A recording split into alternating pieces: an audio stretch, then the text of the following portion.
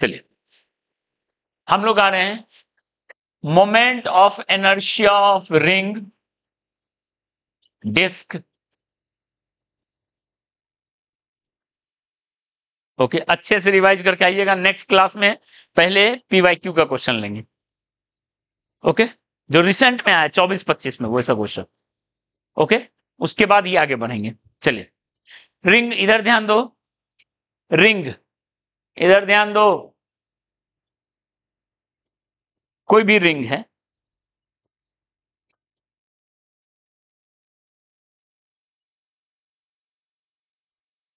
हम इस एक्सिस के अबाउट ले रहे हैं, जो सेंटर से गुजर रहा है, देख लो। और ऐसा है, मतलब का ऐसा एक्सिस। ओके, ठीक है, सेंटर से गुजर रहा है ऐसा एक्सिस। हम इसके अबाउट मोमेंट ऑफ इनर्शिया निकालना चाहते हैं। क्या होगा? ये आर रेडियस का है, ठीक है। M is mass of ring, ring का मास। ओके, तो अब आप खुद देख सकते हो, ध्यान दो। ये एक्सिस है, यहां से देखो रिंग का क्या करते हैं, हर कोई भी मास लेते हैं, कोई भी मास लिए, डीएम लिए, और ये डिस्टेंस देखो, ये आर। जितना भी आप डीएम लिख रहे हो, छोटा छोटा मास, जितना भी आप डीएम लिख रहे हो, छोटा छोटा मास, सब कितना डिस्टेंस पे बताओ तो? सब आर डिस्टेंस पे है, सब आर डिस्टेंस पे। तो अगर हमको मोमेंट ऑफ इनर्शिया लिखाना है, तो small moment of inertia dm into r square को इंटीग्रेट करना पड़ेगा, यही है। डीएम इंटू इस आर का वैल्यू कैपिटल आर के बराबर है। सारे मास का डिस्टेंस किसके बराबर? कैपिटल आर के बराबर। इस एक्सिस के बहुत, जो सेंटर से गुजर रहा है, ध्यान दे, ये सेंटर से गुजर रहा है, ये सेंटर से गुजरने वाला एक्सिस है। अगर यही चीज हम यहां से एक्सिस ले लेंगे, तब सारा पार्ट आर डिस्टेंस में नहीं होगा, सेंटर से सब आर डिस्टेंस पे। तो अब अगर हम इंटीग्रेट करें आई का वैल्यू, वो आर बाहर आ गया, और डीएम डीएम किसके इक्वल है? Mass of ring into r square, that is M are square. यानी एक रिंग के सेंटर से गुजर रहा है, उसका मास क्या है? ठीक है, ऐसा भी कर सकते, ठीक। रिंग क्या, अगर कोई भी आर्क रहता, सपोज ये आर्क रहता, ये आर्क रहता, आप डिस्टेंस देखो ना, ये आर्क रहता, ये आर्क है जिसका मास एम, रेडियस आर है, तो हर पार्ट का तो डिस्टेंस आर ही है, हर पार्ट का डिस्टेंस क्या है? आर ही है। तो आई क्या होता? M are square. तो where M is mass of arc, क्योंकि सब पार्ट का डिस्टेंस क्या है? आर है। क्लियर है? ये पार्ट समझ में आ रहा है? ठीक है, चलो अब हम लोग देखते हैं, रिंग का हमें समझ में आ गया।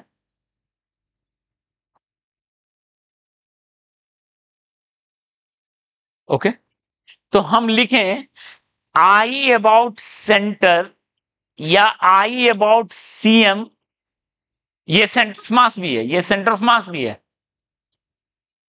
Equal to M are square, given axis is perpendicular to plane, उस प्लेन के परपेंडिकुलर। तो फॉर्मूला बन गया एम आर स्क्वायर। ठीक है, अब देख लेते हैं, इधर देखिए, ठीक है। प्लेन के प्लेन से गुजर रहा है, तो उस प्लेन के परपेंडिकुलर है, तो एम आर स्क्वायर। लॉजिक समझ में आया? ठीक है। अब अगर ये पूछा जाए इस एक्सिस के अबाउट,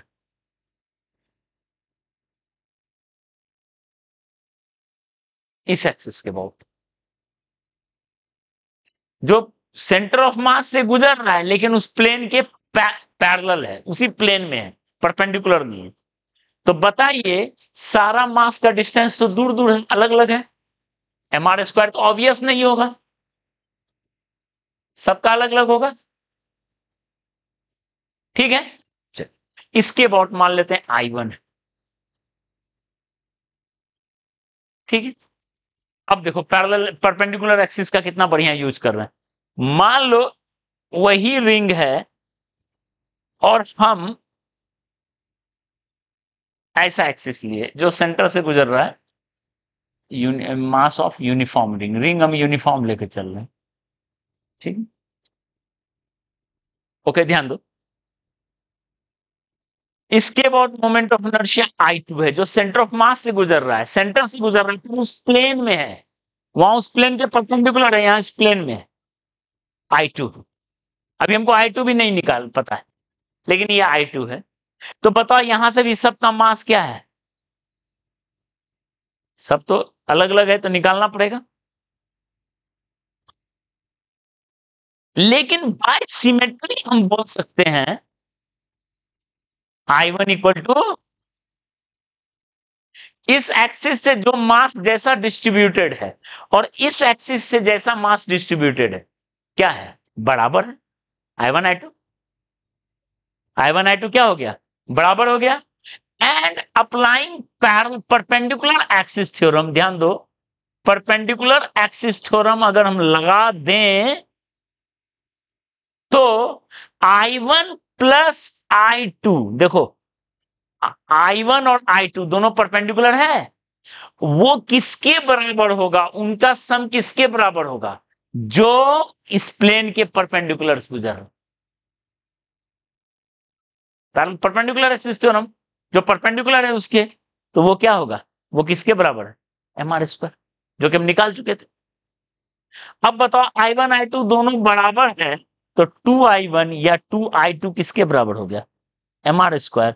तो यहां से I1 या I2 या I अबाउट सेंटर या I about CM equal to हो गया mr²/2, गिवन यहां कौन सा है, axis is in plane, axis is in plane of ring, उस रिंग के प्लेन में होगा, रिंग के प्लेन से सेंटर से गुजरने वाला कोई भी एक्सिस के अबाउट क्या होगा, mr²/2, और परपेंडिकुलर टू प्लेन क्या होगा, mr²/mr²। क्लियर है, ये समझ में आया, ये समझ में आया, ठीक है।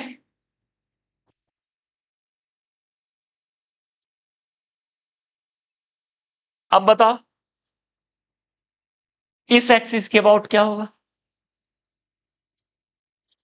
और इस एक्सिस के अबाउट क्या होगा,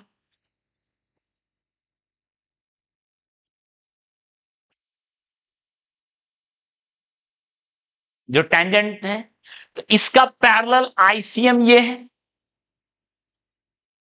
इसका पैरेलल ICM ये है, यहां ICM किसके बराबर है, mr²/2, अभी निकाले निकाले, ठीक है। तो ये I किसके बराबर होगा बताओ, पैरेलल लगा दो, ICM प्लस M इंटू ये डिस्टेंस कितना है R, यानी कितना होगा 3mr²/2। क्लियर है, क्लियर है। अब यहां देख लो, पेरीफेरी से गुजरना ऐसा एक्सिस है, इसका पैरेलल जो सेंटर से गुजर रहा है ICM, पैरेलल एक्सिस, ये ICM किसके बराबर, mr²/2 नहीं, देखना है कौन पिक करना है वो इंपॉर्टेंट है, आपको ये एक्सिस के अबाउट चाहिए तो ये निकाल लो पैरेलल में। अब ये डिस्टेंस कितना है R, I क्या होगा ICM plus md², that is 2mr²। Ring का समझ में आया कहानी, रिंग का कहानी समझ में आया। अब डिस्क ले लेते हैं,